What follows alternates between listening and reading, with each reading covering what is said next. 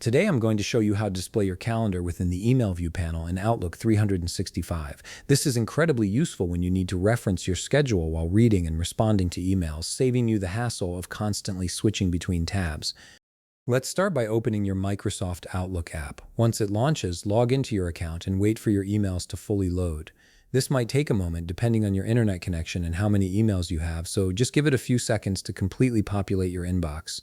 Now that everything is loaded, we're ready to bring up the calendar view. Navigate to the View menu, which you'll find in the top ribbon of your screen alongside your other tools and menu options. Go ahead and click on View to open up the available viewing options.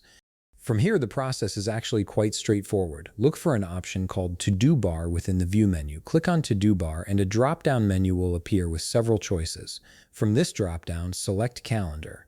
As soon as you click it, you'll notice your calendar instantly appears on the right side of your screen, right alongside your inbox pane.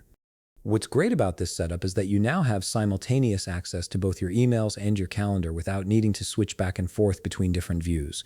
You can check meeting times, see what's coming up in your schedule, and manage your day all while staying in your email view.